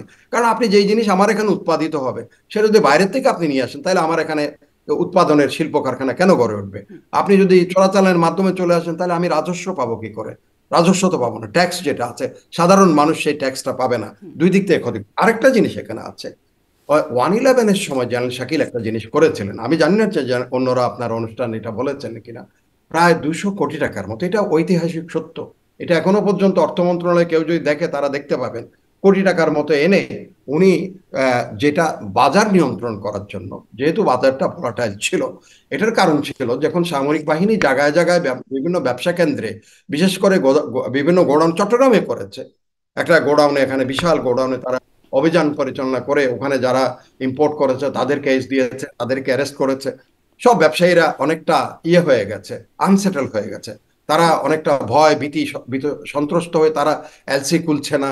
জিনিসপত্র হঠাৎ করে আপনি যদি আজকে যদি ইম্পোর্টের জন্য ধরেন গমের মৌসুমে গমটা ইম্পোর্ট করার জন্য এলসি না করলেন, আপনি গমের শীতের মৌসুমে যদি আপনি শস্য যেটা আমাদের এখন এই যে রবি শস্য যেটা আমরা বলি শাকসবজি, সেটা আপনি গরমের দিনে গিয়ে আপনি পাবেন না। তো গমটা ইম্পোর্ট করতে হয় অন টাইম। একইভাবে আপনি রোজার সময় ছোলা মোলা এগুলি বাঙালিরা খুব বেশি খায়, ইম্পোর্ট করতে হয়। এগুলির মধ্যে শর্টেজ পড়ে গিয়েছিল, যেহেতু ব্যবসায়ীরা অনেকটা ভীত সন্ত্রস্ত ছিল। General Shakil took the lead. ওখানে উনি প্রায় 200 কোটি টাকার মতো থোক বরাদ্দ নিয়ে এই ডাল ভাত কর্মসূচি চালু করেছেন। ডাল ভাত কর্মসূচিটা বিডিআর এর সৈন্যদেরকে ওতপ্রোতভাবে জড়িত করেছে। সেখানের মধ্যে তেল পুড়েছে, বিডিআর এর গাড়ি চলেছে, বিডিআর এর সৈন্যরা কাজ করেছে, কিন্তু সেটা যেহেতু বৃহত্তর বাজারকে নিয়ন্ত্রণ করার জন্য উনি সেটা পদক্ষেপটা নিয়েছিলেন। এই ইভেন্টকে এখান থেকে ব্যবসায়ীদের থেকে, এই খাতুনগঞ্জ চট্টগ্রাম থেকে চাল ডাল এইগুলি সব কিনতেন, তেল কিনে নিয়ে যেতেন বড় বড় কোম্পানিদের থেকে। এগুলি নিয়ে বিভিন্ন খোলা বাজার খুলেছেন উনি, এগুলি বিডিআর এর সৈন্যরাই তারা চালন করে। তারা দেখতো প্রতিদিন তারা লক্ষ লক্ষ টাকার জিনিসপত্র বিক্রি করতেছে, চাল বিক্রি করতেছে, ডাল বিক্রি করতেছে, তেল বিক্রি করতে, ইভেন কোনো কোনো ক্ষেত্রে তারা গরু জবাই করে গরুর মাংসও তারা বিক্রি করেছে, এসব ইয়েও আছে। সেখানে তারা দেখে দিন শেষে তারা লক্ষ টাকা জমা করছে, এই টাকা যাচ্ছে কোথায়? সাধারণ সৈনিকদের মধ্যে হয়তো এটা একটা মনে করছে এটা বোধহয় অফিসাররা সারাদিন বিক্রি টিক্রি করে, এটা বোধহয় সেক্টর কমান্ডার বা এটা বোধহয় ইয়েতে চলে যাচ্ছে, এই ধরনের এটাকে যে তাদেরকে অবহিতকরণ, সেই ধরনের কর্মসূচি কিন্তু বিডিআর এর ছিল বলে আমার জানা নাই। এগুলি হয়তো আপনার এই যে তদন্ত কমিশনের রিপোর্টে জিনিসগুলো, তাদের মধ্যে উত্তেজনা, তাদের মধ্যে আপনি বৈরী মনোভাব, তাদের মধ্যে বিদ্রোহের যে এক ধরনের মানস গঠন, এগুলো কেন হয়েছে সেগুলোর কারণগুলো কিন্তু যথার্থভাবে নিশ্চয়ই আমি মনে করি আসছে এখানে। তখন তাদের মধ্যে এই ধারণাটাও একটা ছিল যে এটাকে তাদেরকে ব্যবহার করে অফিসাররা একটা ব্যবসা করছে, সেই ব্যবসাগুলো কোথায় যাচ্ছে টাকা পয়সার এইসব হিসাব নিকাশ তাদের ভিতরে। এটাও আমি যতটুকু আমার পরবর্তীতে আমি যতটুকু অনুধাবন করেছি বা শুনেছি, এই ডিডি যারা ছিল, এই যে তৌহিদদের মতো লোকরা, শ্রুট যারা ছিল, সৈনিকদের তারা উত্তেজিত করেছে অফিসারদের বিরুদ্ধে। তাদের এক উদ্দেশ্য ছিল মূলত, সেটা জেনারেল জিয়াও বলেছেন আপনার অনুষ্ঠানে, যে এখন আর্মি অফিসাররা চলে গেলে তারাও নিচের থেকে উপরের দিকে উঠে সেই কমান্ডগুলো তারা দখল করে নিবে, এই ধরনের একটা উদ্দেশ্য, অসৎ উদ্দেশ্য নিয়ে তারা এটা কাজগুলি করেছে, উত্তেজিত করেছে সৈনিকদেরকে, সংগঠিত করেছে সৈনিকদের বিদ্রোহ করার জন্য। সেই সব জিনিসটা আমাদের দর্তব্যের মধ্যে আনতে হবে। আর যেই কথাটা এখন আসছে যে হয়তো মনে করবেন যে আমি এটাকে স্কিপ করে যাই, নো, আমার কথা হচ্ছে এই যে রয়ের হাজারখানিক যে সৈন্যদের কথা বা লোকজনের কথা, এটা সৈনিক না এজেন্ট না আমি জানি না, এটা কোন ধরনের কথাবার্তা বলছে। তো হচ্ছে গোয়েন্দা একটা সংস্থা তাদের, তো আমাদের যেমন ডিজিএফআই গোয়েন্দা সংস্থার লোকজন, যদি এটা হয়তো তারা প্রকাশ্যে কোনো গোয়েন্দা সংস্থা কাজ করে এটাও আমি জানি না। গোয়েন্দা সংস্থাগুলি কাজ করবে সেটা হচ্ছে একেবারে নীরবে নীরবে, আপনি বুঝবেন না। আমি যে রয়ের লোক আপনি বুঝতেই পারবেন না। আমার এখানে যে সৈনিক যে রয়ের লোক হয় নাই, এটা যদি সেখানে রিক্রুট করে, that is a different thing, সেটাই সেভাবে। কিন্তু সরাসরি এটাকে আমার কাছে, যেহেতু আমিও এক সময় গোয়েন্দা সংস্থায় কাজ করেছি এবং বিশেষ করে আরো কাউন্টার ইন্টেলিজেন্সে, সেখানে স্বরূপে কখনো গোয়েন্দারা এসে কাজ করে, এটা আমার কাছে একেবারে একটা মানে কল্পনার বাইরে। স্বরূপে কখনো গোয়েন্দারা কাজ করে না, সে আসবে অন্য রূপে, আপনার ভিতরে আপনার লোকে রিক্রুটেড হবে, আপনার লোকে সেই কাণ্ডটা করবে। যদি এই কথা বলা হতো যে বিডিআর এর এত লোককে রিক্রুট করেছে, তারা এই কাণ্ডটা করেছে, সেটা কিন্তু যৌক্তিক হতো। কিন্তু যদি বলা হয় যে একেবারে 900 লটবহর নিয়ে এখানে হত্যাকাণ্ডে করার জন্য, পরিচালনা করার জন্য আসছে, এটা আমার কাছে হাস্যকর এবং অবাস্তব মনে হয়। আমি এই জন্য এই উত্তরটা আপনাকে দেওয়ার জন্য এই সময়টুকু নিয়েছি। ধন্যবাদ। অনেক ধন্যবাদ। আপনি ওই যে বলছিলেন যে কি কারণে এই বিদ্রোহটা হতে পারে বা এই হত্যাকাণ্ডের ঘটনাটা ঘটতে পারে, কতগুলো কারণ সাথে সাথে যেটি জেনারেল জিয়া হাসান বলছিলেন, সাথে সাথে আরও কয়েকজন আর্মি অফিসারের কথা আমি বিভিন্ন গণমাধ্যমে শুনছিলাম, সাক্ষাৎকার তাদেরকে বলছিলেন যে সিলেটে এবং রৌমারীতে বিএসএফ এবং বিজিবির একটা মানে বিডিআর তৎকালীন তাদের মধ্যে সংঘর্ষের ঘটনা ঘটেছিল, সে কারণে তারা ক্ষুব্ধ ছিল, তাদের একটা প্রতিশোধ স্পৃহা ছিল, সেটির একটা বহিঃপ্রকাশ এখানে। তার সাথে আছে মানে মির্জা আজমের নাম আসছে যে তার দুলাভাই বা তার বোন জামাই এরকম কিছু এক মানে সম্পর্ক, শায়ক আব্দুর রহমান বা বাংলা ভাই, দুজনের নামই শুনেছি। একজন বলছেন শায়ক আব্দুর রহমান হচ্ছে তার বোন জামাই, আর একজন বলছেন বাংলা ভাই বা সিদ্দিকুর রহমান তিনি হচ্ছেন বোন জামাই। তাদের না না, হত্যা, শায়েখ আব্দুর রহমান, আমি আপনাকে নিশ্চিত করছি, হ্যাঁ শায়েখ আব্দুর রহমান ওনার দুলাভাই। আচ্ছা দুলাভাই, আচ্ছা তো হ্যাঁ তার জি। তাকে এবং শায়েখ আব্দুর রহমান, আমি এটাও বলে হ্যাঁ রাখি আপনাকে, colonel Gulzar colonel was Gulzar. One of the most, আমি বলবো যে ডেডিকেটেড, জীবনটাকে বাজি রেখে এই গুলজার কাজ করেছেন। গুলজার আর আমি একই সাথে, আমরা সিলেটে একই সাথে একই কোর্স করেছি এসআইএনটিতে। গুলজারের মধ্যে যে সততা, তার দৃঢ়তা, গুলজারকে যখন বিডিআরে পোস্টিং করা হয়েছে ইনসিডেন্টালি, এটা আমার আরেকটা হার্ট বার্ন, কষ্টের কারণ। আমি গুলজারের সাথে দেখা হয়েছে, গুলজারকে আমি জিজ্ঞেস করলাম, গুলজার তোমার যে মধ্যে যে জাতিকে দেওয়ার জন্য তোমার যে অসম্ভব, কারণ তার এক ধরনের স্মেলিং পাওয়ার, আমি বলবো যে তার এক ধরনের পাওয়ার ছিল স্মেল করার, যে কি কি কাণ্ড কোনখানে, এটা আমি আমার কাছে তার গিফটেড, গুলজারের মধ্যে ছিল এটা গিফটেড। আমি 100 বার চেষ্টা করলেও পারবো না। গুলজার তার চোখের দৃষ্টি দিয়ে, এটাকে বলা হয় সেন দৃষ্টি, গুলজার সেটা করতে পারে। সেরকম একজন অফিসার গুলজার। আমি বললাম, গুলজার তোমার এই শেষ পর্যন্ত এই বিডিআর এ তোমার আবার পোস্টিং দিল, বলে স্যার কি করবো, এমন একটা, এবং একটা জিনিস আমার এখনো রক্তক্ষরণ হয়, তার যে মোহময় একটা, তার এরকম দৃঢ়তা ছিল, একই সাথে ছিল তার অসম্ভব একটা, খুব কম মানুষের মধ্যে দেখেছি এত সুন্দর এত অপূর্ব হাসি। সেই হাসিটা ছড়িয়ে দিয়ে আমাকে বললো কি, স্যার কি করবো, আদেশ যেখানে হবে সেখানেই যাইবো। তো এটা বলেই এখন গুলজারের ওই হাসি কিন্তু আমি আমার জীবন যতদিন বেঁচে থাকবো আমি এটা ক্যারি করে যাব। এই গুলজার সেখানে, গুলজার এই শায়েখ আব্দুর রহমানকে নিউট্রালাইজ করার জন্য হি ওয়াজ দ্য ইনস্ট্রুমেন্টাল। এই জাতি যখন বিভিন্ন ধরনের নানা ধরনের সন্ত্রাসের কবলে পড়ে অতিষ্ঠ হয়ে গেছে, ব্যতিব্যস্ত হয়েছে, গুলজার সেখন উল্কার মতো ঘুরে বেরিয়েছে এই প্রান্ত থেকে ওই প্রান্ত। এদিকের কি কোনো প্রতিশোধ মানে এইটার একটা প্রতিশোধ হিসেবে তাদেরকে টার্গেট করা হয়েছে, গুলজার কর্নেল গুলজার সাকলাইন তাদেরকে? দুর্ভাগ্য কি জানেন, গুলজার শেষ পর্যন্ত বেঁচে ছিলেন। আমি বিডিআর এর যে সরি র্যাবের যে কমান্ডিং অফিসার গেটে গিয়ে অপেক্ষা করছিল, গুলজার তাকে ডেসপারেটলি বারবার ট্যাক্স, তখন তাকে বলছিল, গুলজার তুমি শব্দ জানো না, কারণ গুলজার কিন্তু সে নিজে জানে, কারণ শব্দ করলে তো আইডেন্টিফাই হয়ে যাবে, সেখানে সে লুকিয়ে আছে, উপরে একটা কার্নিশের উপরে ছিল সে, সেখান থেকে সে ট্যাক্স দিচ্ছিল যে তুই ঢুকে পড়, তুই করে। তার মধ্যে কিরকম সম্পর্ক ছিল তার commanding officer, because he long time he serve in the আপনার র্যাবের মধ্যে, সে ছিল legendary officer of the military. আমি গুলজারকে লিজেন্ডারি অফিসার বলবো। সে ওখান থেকে ট্যাক্স দিচ্ছিল যে তোরা ঢুকে পড় এখানে আয়। সেখানেই কষ্টের বিষয়টা, কেন এই ট্যাক্স দেওয়ার পরে যখন মেরে ফেলতেছে, মারা হচ্ছে, গলাগুলি হচ্ছে, সেই সময় গেইটে সৈন্য থেকেও সেই সৈন্যরা ঢুকে নেই কেন, সেই কথাটাই কিন্তু বারবার এই কোনো রিজলভ, আমার মনে হয় রিজলভ হতে হবে এই তদন্ত কমিশনের মাধ্যমে। জি তো সেই গুলজারকে এখন আপনি বলছেন যে আজমের, মির্জা আজমের বোনের দুলাভাই হচ্ছে শায়েখ আব্দুর রহমান, শায়েখ আব্দুর রহমানকে নিউট্রালাইজ করার প্রতিশোধ গুলজারের উপর নেওয়া হয়েছে, এই কথাটা যদি, তাইলে তো ওখানে আরো 57 জন অনেক অফিসার ছিল, আর বহু অফিসার ছিল।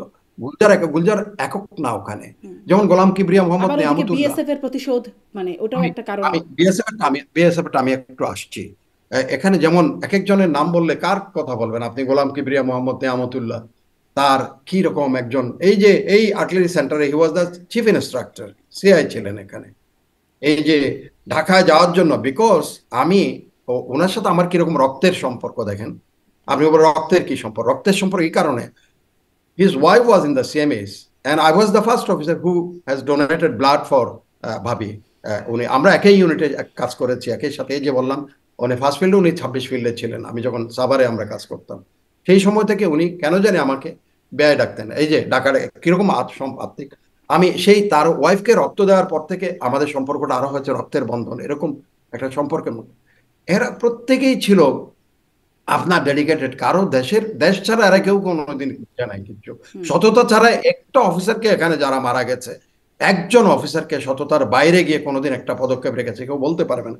এখন গুলজারের বিষয়টা আপনি যেমন আছেন এবং ওই যে রৌমারির ঘটনা যেটা বলছেন, তখন আমি কিন্তু আপনার মিয়ানমারে তখন আমি কাজ করছি, বার্মাতে তখন ওগুলি যখন ছবিটা বড় বড় করে পত্রিকায় ছবি আসছে যে আপনার বিএসএফ এর সৈন্যদের হাত একদিকে বাঁধা, পা বাঁধা, মধ্যখানে বাঁশ দিয়ে এটা কাঁধে করে অনেকটা এই যে পশু টশু যেভাবে এভাবে ক্যারি করে নিয়ে আসছে গ্রামবাসী, গ্রামবাসীরা হত্যা ওই ইয়েতে ওই হত্যাকাণ্ড বা ওই অপারেশনে অংশগ্রহণ করেছিল।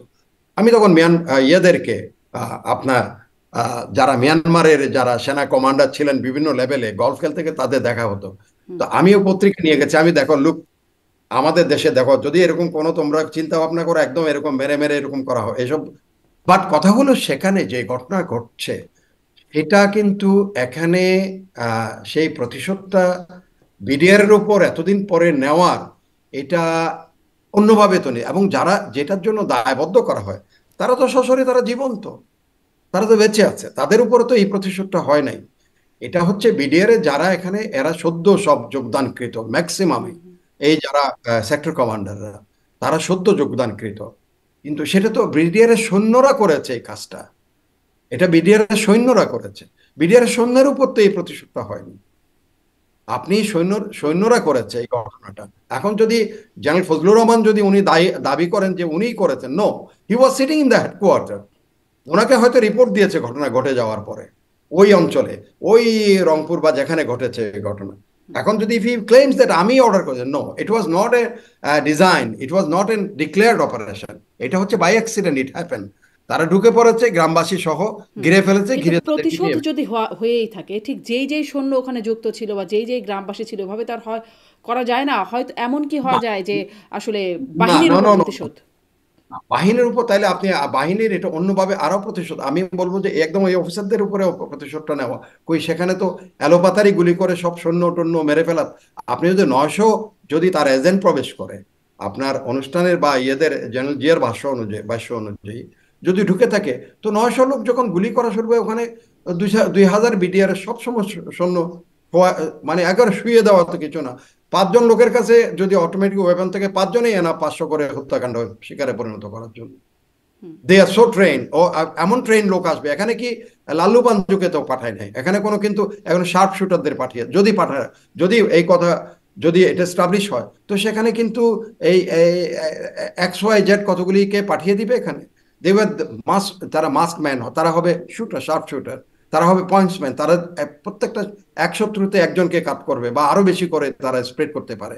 আর সেখানে আপনি এত গোলাগুলির কথা, কই গ্রেনেড তো সার্ভ হয় নাই, তাহলে তো গ্রেনেড বা অন্যান্য আরো বিস্ফোরক দিয়ে তারা উড়িয়ে দিতে পারতো পুরো এলাকাটাতে বিস্ফোরক।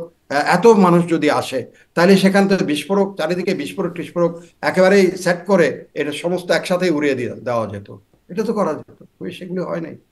যাই হোক, এখন সেগুলো হচ্ছে এগুলো এখন যেহেতু তদন্ত হয়েছে, তদন্তের মাধ্যমে যদি যেমন 2টা বিষয় এখানে প্রতিশোধ স্পৃহার কথা আছে, একটা হচ্ছে শায়েখ আব্দুর রহমানকে নিউট্রালাইজ করার জন্য, সেটাতে গুলজারের উপরে মির্জা আজমদের যদি ক্ষোভ থাকে সেটাও যদি প্রতিষ্ঠিত হয় তদন্তের মাধ্যমে, আরেকটা যদি হয় বিডিআর যে হত্যাকাণ্ড হয়েছে, বিএসএফ হত্যাকাণ্ডের শিকারে পরিণত হয়েছে তৎকালীন বিডিআর এর মাধ্যমে, সেটা যদি প্রতিশোধ কোনো স্পৃহা যদি তাদের যদি সেখানে যদি অকাট্য প্রমাণ থাকে সেটার বিরুদ্ধে যায় বলার কিছু না। তবে কথা হচ্ছে এই প্রমাণগুলি যখন বেরোবে তখন কিন্তু বোঝা যাবে যে এটা কতটুকু কিভাবে তারা এই আসলে প্রশ্নটা সবসময় সেখানেই, কারণ তদন্ত আগেও হলো সেই লেফটেন্যান্ট জেনারেল জাহাঙ্গীর আলম বর্তমান স্বরাষ্ট্র উপদেষ্টা তার নেতৃত্বে, তখন মামলা হলো, মামলার বিচার কাজ শেষ হয়ে যাচ্ছে, সেটাও একটা তদন্তের উপরে ভিত্তি করে হয়েছে, আবার আরেকটা তদন্ত হলো, এখন কোন তদন্তটার উপরে কতটুকু।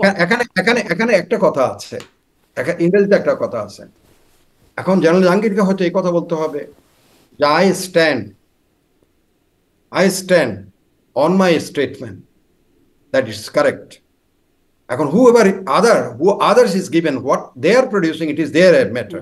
আমি সেটা জানি না তারা কি করেছে, আমার যেটা করেছি সেটা আমি সত্যের মধ্যে আছি। সেনাপ্রধান যেটা বলেছেন সেটা সেনাপ্রধানের স্ট্যান্ডের মধ্যে থাকতে হবে, যে what I said I stand on my statement, আমি যেটা বলেছি সেটার মধ্যে আমি আছি, সেটার মধ্যে দাঁড়িয়ে আছি, এটা বিডিআর সৈন্যদের দ্বারা হয়েছে, ঘটনা ঘটেছে।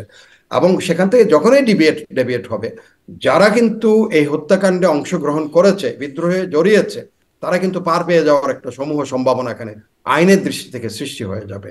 জি সেটার জন্য এখন এখানে এখানে এই সত্যটাকে যদি কেউ, এটা সত্য কিন্তু এমন না যে সূর্য দুটা, একটা পূর্ব দিকে উঠে একটা পশ্চিম দিকে উঠে নাকি? সূর্য কি দুই দিক থেকে উঠে? না, তাহলে সত্য দুই দিকে সত্য হতে পারে না। Either of the party is lying, clear. কিন্তু আবার অন্ধের হাতি দেখার মতো অবস্থা হয় কিনা সেটাও তো একটা ব্যাপার, তাদের কাছে না, এক একজন এক এক সত্য। আমি আরো স্পষ্ট করে বলছি, সূর্য দুই দিকে উঠে না, একদিকে উঠে। এইটা বলতে হবে যে এই আমি যেটা বলছি পূর্ব দিক থেকে যদিও উঠে না, পৃথিবী ঘুরে, বাট আমরা আমাদের ছোটকাল থেকে অভ্যস্ত যে সূর্য পূর্ব দিকে উঠে। সূর্য উঠছে না, সূর্য স্থির, আমরাই অস্থির, আমরা ঘোরা, পৃথিবী ঘুরছে। তো যেখানেই হোক আমরা পূর্ব দিকে সূর্য সকালে দেখছি। এখন যদি কেউ বলে যে আমি পশ্চিমে একটা দেখছি, আবার একজন এসে কতদিন পরে বলে যে আমি উত্তরে একটা দেখছি, আবার কিছুদিন পরে আরেকটা কমিশন এসে বলে যে আমি দক্ষিণেও একটা সূর্য দেখছি, তাইলে এখানে প্রতিষ্ঠিত হতে হবে যে কোন সূর্যটা সত্যি। এই কথাটাতে এরা কিন্তু প্রত্যেকে দায়বদ্ধ হয়ে যাচ্ছেন এখন কিন্তু। কারণ ইনি যদি কেউ যদি অসম্পূর্ণ করে থাকেন, কেউ যদি অসৎ বিবৃতি দিয়ে থাকেন, তারা দায়বদ্ধ হবেন জাতির কাছে, তারা দায়বদ্ধ হন বিবেকের কাছে, তারা দায়বদ্ধ হন সত্যের কাছে, তারা দায়বদ্ধ হন 57 জন অফিসার যারা যারা হত্যাকাণ্ডের শিকারে পরিণত হচ্ছেন, তারা যেন বিচার বঞ্চিত না হয়, সেটা কিন্তু নিশ্চিত করতে হবে। নিশ্চয়ই, কিন্তু এখন সেই তদন্ত কমিটির প্রধান লেফটেন্যান্ট জেনারেল জাহাঙ্গীর আলম তিনি এখন এই বিষয়ে কথা বলছেন না। তাকে গণমাধ্যমে অনেকেই অ্যাপ্রোচ করার চেষ্টা করেছেন, তিনি এই বিষয়ে মুখ খুলছেন না। আর একটা বিষয় একটু ছোট্ট করে শুনি, খুব ছোট্ট করে যদি বলেন। এখন অনেকে নাম আরও আসছে, বর্তমান আইজিপি বাহরুল, তাই তিনি দায়িত্বরত, এখন তার নাম আসছেন, তার অবহেলা, তার দায়িত্ব অবহেলা ছিল, তার দায় আছে। তৎকালীন আরো অনেক কর্মকর্তাদের নাম উঠে আসছে, এটি আপনি কি বলবেন? সোহেল তাজ, তার নাম, হ্যাঁ। কালকে আমি পত্রিকায়ও দেখেছি, এটাও বেদনাদায়ক। আমার কথা হচ্ছে এটা, এগুলি প্রকাশিত যতক্ষণ পর্যন্ত আইন দ্বারা এটা বা এটা যে তদন্ত কমিশন একটা রিপোর্ট আসতে পারে, এটা প্রকাশিত হয়ে এই যারা, যেমন ধরেন কালকে জেনারেল সিনা ইবনে জামালির ছবি এখানে দেখলাম, জেনারেল তখন এয়ার মার্শাল জিয়া ছিলেন, তখন উনি বিমান বাহিনী প্রধান ছিলেন, ওনার ছবি, এই যে আপনি বললেন আইজিপির কথা আসছে, এগুলো আমার মনে হয় অনেকটা before establish the through the an authentic or the recognized court, আপনি তদন্তের মধ্যে অনেক কিছু, তাহলে যেমন জাহাঙ্গীরের তদন্ত একটা আসতেছে, আবার এর মধ্যে একটা বোধহয় বেসামরিক একটা তদন্ত কমিশন হয়েছিল তখন, সেগুলো রিপোর্ট এখন এটা অনেকটা ক্যারেক্টার অ্যাসাসিনেশনের পর্যায়ে পড়ে যেতে পারে। কারণ উনি তো কিছুই বলেন নাই, কিন্তু ওনার ছবিটা পত্রিকায় চলে আসছে। দেখেন জেনারেল জিয়া কিন্তু, সরি, এয়ার মার্শাল জিয়ার ছবি চলে আসছে পত্রিকাতে, জেনারেল সিনা ইবনে জামালি, এরা ডেডিকেটেড অফিসার। আমার কথা হচ্ছে এটা এস্টাবলিশ হওয়ার আগে কোনো কিছুর দ্বারা প্রমাণিত আপনি আনছেন, এলিগেশন আসছে তারা জড়িত বা তাদের কমন ফেলিউর, এই ধরনের কথাবার্তা বলছেন, এগুলো এখন ছবি টবি পত্রপত্রিকায় চলে আসা, এটা এক ধরনের যেমন তার চরিত্রের উপর বা তার সারা জীবনের যে সামরিক তার চাকরি জীবনের যেটা অর্জন, সেটার উপরে যেমন একটা প্রশ্নবোধক জিনিস চলে আসবে, একই সাথে আমাদের বাহিনীগুলোর ভিতরও এক ধরনের আলোচনার অবকাশ সৃষ্টি করে দিচ্ছে। কিন্তু এটা একটা, যেমন আপনি বলছেন এটা একটা কনসিকুয়েন্স, কিন্তু এই তদন্ত প্রতিবেদনের আর কি কনসিকুয়েন্স সেটা আমি আসলে একটু এটাও জানতে চাই। কারণ আইনজীবীদের ভাষ্য দেখছিলাম গণমাধ্যমে, যেটি আসছে যে তদন্ত কমিশনের প্রতিবেদনের আইনি বাধ্যবাধকতা থাকে না। মানে তাহলে এটার আসলে এটা কি হবে? সেই কথাই আমি বলছি, সেটা যদি এটার মাধ্যমে এখন সরকার যেটা নিয়ম অনুযায়ী, আমরা জানি একটা তদন্ত কমিশন কোর্ট অফ ইনকোয়ারির পরেই এটার থেকে তারা হয়তো যদি মনে করে যে ফ্যাক্ট ইজ ফ্যাক্ট, এটাতে যথাযথ কারণ আছে নতুন করে এটার আরেকটা চার্জশিট ফ্রেম করার জন্য, এটা ডিপেন্ড করবে আমাদের আইন বিভাগ আছে, তারা কি করবে, অ্যাটর্নি জেনারেল অফিস আছে, তারা দেখবে তারা কি করবে না করবে, এটাকে যাদের বিরুদ্ধে কথাবার্তা বলা হচ্ছে তাদেরকে কিভাবে এটাতে, যদি আগে চার্জশিট মুক্ত না থাকেন, তাহলে নতুন করে সেখানে চার্জশিটের মাধ্যমে তাদেরকে যদি কোর্টে এখন এগুলো হাজির কোর্ট, সেখানে প্রমাণিত হবে বা অপ্রমাণিত হবে, এটা উভয় দিকে প্রমাণিত এবং অপ্রমাণিত। তবে এর ভিতরে একদম শেষ প্রশ্ন, জি, জি জি একদম শেষ প্রশ্ন যে যেটি অবশ্যই এই প্রসঙ্গের বাইরে, সেটি হচ্ছে তারেক রহমান, বিএনপি ভারপ্রাপ্ত চেয়ারপারসন, তিনি দেশে ফিরছেন না। আপনি নিরাপত্তা বিশ্লেষকও, আপনি কূটনীতিক হিসাবেও কাজ করেছেন, ফলে আপনার মানে দুই রকম অভিজ্ঞতা থেকে আপনার কাছে জানতে চাই যে আপনার কি মনে হয় তার যে সংকটটার কথা বলছেন, তার নিয়ন্ত্রণাধীন বা তার নিয়ন্ত্রণের বাইরে তার ঝুঁকি, সেটি আসলে কি অভ্যন্তরীণ মানে দেশের ভেতরের নাকি দেশের বাইরের? কোথা থেকে আসলে এই সংকটটা? ধন্যবাদ। উনি আসলে যেই স্ট্যাটাসটা দিয়েছেন সেটা একেবারেই ভাইরাল, সারা দেশেই এটাই একদম। একটা আলোচ্য বিষয় হয়ে গেছে। যে উনি বলেছেন যে উনি এত যে যেটা একেবারেই স্পর্শকাতর বিষয়গুলো টাচ করেছেন খুব ভাবে, যে এই সময়ে সন্তানের যে মায়ের প্রতি বা মায়ের যে সন্তানের প্রতি, সেই সময়ও উনি না আসতে পারার পেছনে, এই সিদ্ধান্ত নেয় আসা না আসার সিদ্ধান্তের পেছনে ওনার একক কোনো এখানে হাত হুম। নাই, এইটা একটা দিক মনে রাখতে হবে। দ্বিতীয় কথা হচ্ছে সেটা আবার আরো বেশি ভাবে উনি বলেছেন যেটা, সেটা কেন, সেই কথাটা উনি ব্যাখ্যা করার হুম। মতো, এটা স্পষ্ট কিন্তু নেই। লাস্ট হুম। স্পর্শক, এবার এটা উনি আলোচনায় আনতেও পারছেন, ডিসক্লোজও করতে পারছেন না। অর্থাৎ জিনিসটা এমনই, আমি সিদ্ধান্ত নেওয়ার একক মালিকও না, আবার কেন নিতে পারছি না সেটা বলার মতো অবস্থানেও আমি নাই। এই দুটো জিনিস কিন্তু একটা মৌলিক। সেখানে তাহলে জিনিসটা এরকম হচ্ছে যে এটা আপনি যেখানে প্রশ্ন করেছেন, একটা হচ্ছে অভ্যন্তরীণ আর একটা হচ্ছে বৈশ্বিক, বাইরের। তো অভ্যন্তরীণ ব্যাপারে আমি তো দেখছি আমাদের মাননীয় প্রধান উপদেষ্টা লন্ডনে গিয়ে ওনার হুম। সাথে বৈঠক করেন। হুম।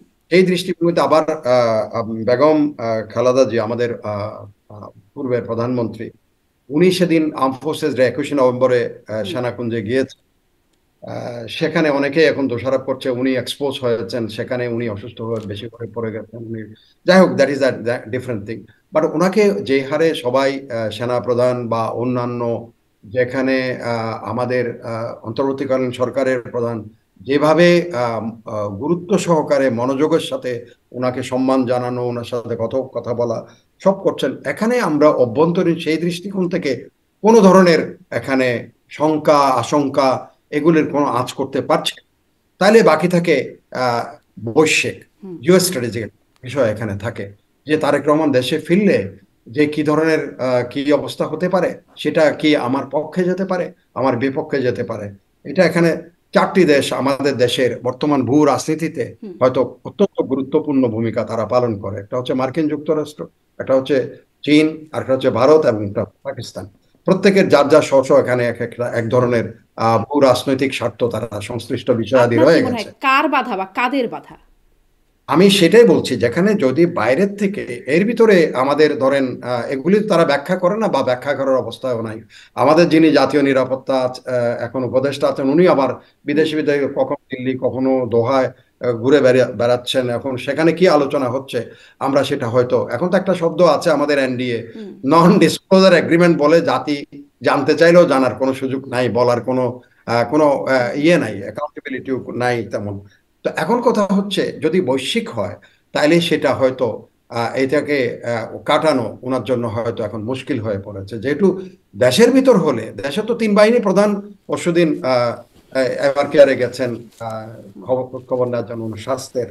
তো সেখানে সেই দৃষ্টিকোণ থেকে আর এবং আমাদের যে প্রেস সেক্রেটারি, উনি তো বারবার বলছেন যেন এখন এই গানশিপ পাঠিয়ে দিয়ে দরকার হলে আমরা নিয়ে আসতে পারো, কোনো অসুবিধা নেই, এইসব কথাবার্তা বলছেন। কিন্তু যিনি এফেক্টেড উনি বলছেন যে আমি এটা ডিসক্লোজও করতে পারবো না, হুম। যে কোনখান থেকে আমার বাধা বা কি বাধা। তো সেখানে এটা আমার কাছে অভ্যন্তরীণ থেকে বৈশ্বিক, এইসব ক্ষেত্রে বৈশ্বিক যে প্রেশারটা হুম। আপনি যে সবসময় বেশি চারটা হচ্ছে। দেশের কথা বলছিলেন, আপনার কি মনে হয় এখান কি থেকে বলছি? কোন কোন দেশ বা কোন দেশ এর বাধা হতে পারে আপনার আমি ধারণা? তো চারটা দেশের কথা বললাম, এখানে মার্কিন যুক্তরাষ্ট্র, তারা মনে করে তাদের এক ধরনের এখানে আছে, তাদের ডিপ স্টেট, তারা হুম। কাজ করেছে আমরা শুনেছি সময়ে সময়ে, নিউকনরা কাজ করে, এবং তাদের হয়ে কাজ করার লোক দেশের অভ্যন্তরে অনেক লোকজন আছে। হুম। চীনের একটা বড়সড় এখানে হুম। বিনিয়োগ স্বার্থ তাদের আছে। আচ্ছা। ভারত প্রতিবেশী হিসেবে তার সেভেন সিস্টার নিয়ে সবসময় একটা উৎকণ্ঠা ভাব নিয়ে আছে। বাংলাদেশের যে কোনো পরিবর্তনে সবচেয়ে সেন্সিটিভিটি দেখায় কিন্তু ভারত। হুম।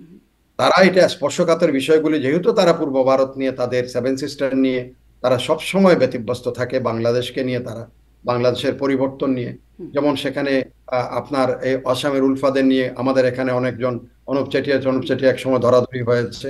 তারপরে মণিপুরের রাজকুমার মেগানকে নিয়ে এখানে আমাদের এখানে আশ্রিত ছিল এতদিন পরে, সে নিজেই বলছে যে আমি ওখানে ছিলাম। এগুলি নিয়ে ভারত কনসার্ন হয়ে যায়, মিজোদেরকে নিয়ে কনসার্ন হয়ে যায়, তার টিটিএফ মানে কি চারটা দেশেরই সম্পৃক্ততা থাকতে পারে?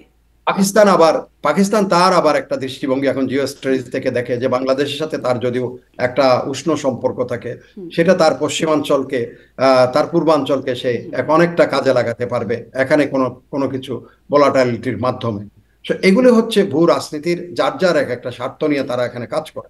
এখন কোন পক্ষ এখানে মনে করবে যে আমার স্বার্থ হানি হবে জনাব তারেক রহমানের দ্বারা, আমি জানি না। এটা হচ্ছে গ্যাস অ্যাসেসমেন্ট, এটা কিন্তু কোনো ধরনের কনক্লুশন না। বাট এই ধরনের জিনিসগুলো এখানে জড়িত হতে পারে বলে আমার সন্দেহ হয়, যেহেতু আপনি আমাকে বলছেন ওটা দিক থেকে একটা বিশ্লেষণী, আমরা বিশ্লেষণী জানতে পারি, কারণ আসলে যদি ফ্যাক্ট বলতে পারেন তিনিই বলছেন, স্পর্শকাতর বলা যাবে না। আপনি বেগম জিয়ার কথা বলছিলেন, ফলে একটুখানি এই প্রশ্নটা না করে পারলাম না যে সেই বিডিআর বিদ্রোহ প্রসঙ্গেই সম্প্রতি সাবেক প্রধানমন্ত্রী শেখ হাসিনা তার বক্তব্য যে তাকে বিডিআর বিদ্রোহের এই তদন্ত প্রতিবেদন আসার পরে তার একটা ভার্চুয়াল বক্তব্যে তিনি বলছেন যে সেদিন ভোরবেলা, বিদ্রোহের দিন ভোরবেলা খালেদা জিয়া তার ক্যান্টনমেন্টের বাইরে গিয়ে ভাইয়ের বাসায় ছিলেন। তারেক রহমান ৪৫ বার তাকে ফোন করেছিলেন। কেন এগুলোর তদন্ত করে না কেন? মানে বিডিআর বিদ্রোহ প্রসঙ্গে তিনি খালেদা জিয়ার ভাইয়ের বাসায় চলে যাওয়া সেদিন সকালে এবং তারেক রহমানের ৪৫ বারে ফোন করা, এগুলোকে আপনি কিভাবে দেখেন? না, এগুলি যদি এটা আমার মনে হয় এটা তদন্ত কমিশনের রিপোর্টে যদি এসে থাকে তাইলে তা আমাদের কাছে স্পষ্ট হবে। আরেকটা জিনিস, যেহেতু তারা রাজনৈতিকভাবে একটা দলকে নেতৃত্ব দিচ্ছিলেন, একটা ঘটনা যখন আমিও অনেকবার ফোন করেছি, কিন্তু অনেকবার এইকার খবর নেওয়া, যেহেতু my brother officers was at stake, তাদের জীবন সংকটাপন্ন। আমি একে ফোন করছি, ওকে ফোন করছি, একে ফোন করছি। কেউ যদি আমার ফোনও তদন্ত করে তাহলে 100টা ফোন করবে, 100 জনকে আমি ফোন করছি কমসে কম, এবং কয়েকজনকে বারবার বারবার ফোন করছি, কি হচ্ছে কি হচ্ছে কি হয়েছে কি হয়েছে, ভিতরে কোনো খবর পাইছো কিনা। এবং এক স্টেজে আমি জানি ডেসপারেটলি জানি শাকিলের ফোন নাম্বারে কতবার যে ফোন করেছি আপনি চিন্তা করতে পারবেন না। It was remain engage engage engage, subsequently তো বুঝে গেছি যে এটা কি হয়েছে। সুতরাং ফোন বেশি করা, এবং এটাও কিন্তু ধরেন একটা জীবন যখন সংকটাপন্ন হচ্ছে, কে কাকে মারতে যাচ্ছে এটা ঠিক নেই, হয়তো নিরাপদ একটা অবস্থান পরিবর্তন করা এটাও অস্বাভাবিক কারণ হয়।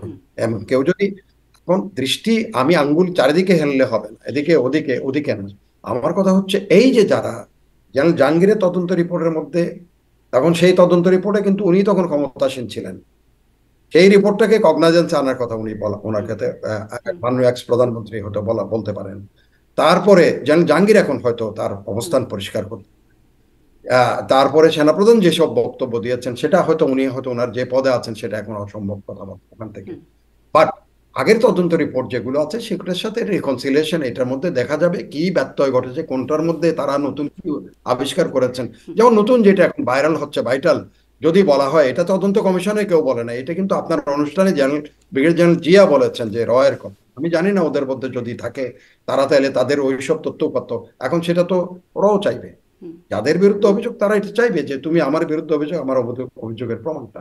এটা কিন্তু স্বাভাবিক। এটা যে আমার দেশের বিরুদ্ধে কেউ যদি অভিযোগ আনে, যেমন আমি যতদিন মিয়ানমারে ছিলাম মিশন, আমার দেশের বিরুদ্ধে যেমন বলা হচ্ছে আমাদের ওখান থেকে এরকম কাঠুরিয়া ঢুকে পড়েছে, কাঠ কেটেছে, বাঁশ কেটেছে, যখন আসছে আমি বলে যে কই ভাই তাদের যে কি তদন্ত কোথায় করেছে তুমি বলো এগুলি, এরকম। এটা তো আরো একেবারেই রাষ্ট্রীয় লেভেলে একটা অসম্ভব সেন্সিটিভ একটা জিনিস। সেজন্য আপনি ওই দিকেই দৃষ্টি সবারই নিবদ্ধ রাখা উচিত। আগে তদন্ত রিপোর্টগুলো, বাস্তবতা যেগুলো আমরা তখন আলোচনা করেছিলাম, ডাল ভাত কর্মসূচি, বিডিআরকে সেখানে কঠিনভাবে শাসনে আনার চেষ্টা করা, শৃঙ্খলায় আনার চেষ্টা করা, চোরাচালান দমন করার কথা, করার কথা, এগুলি করে অ্যান্টাগনিস্ট তাদের মধ্যে যে, এবং সেখানে যে দুটা জিনিস ফেলিওর, এটার প্রতি সবাই ফোকাস করা। একটা হচ্ছে একেবারে গোয়েন্দা টোটালি ব্যর্থতা, নজরদারি টোটাল ফেল অ্যাসেসমেন্ট কখনো করতে পারে না বিডিআর এর। এই সৈনিকগুলির মনের ভিতরে এত কোপটোপ জমছে, এগুলি টোটাল ফেলিওর। আরেকটা হচ্ছে command failure, total command failure সেটা, এবং বিভিন্ন লেভেলে সেগুলোকে বিচারের দর্তব্যের বিষয় হওয়া উচিত বলে আমার একজন সাধারণ নাগরিক আমার কাছে আবেদন থাকবে।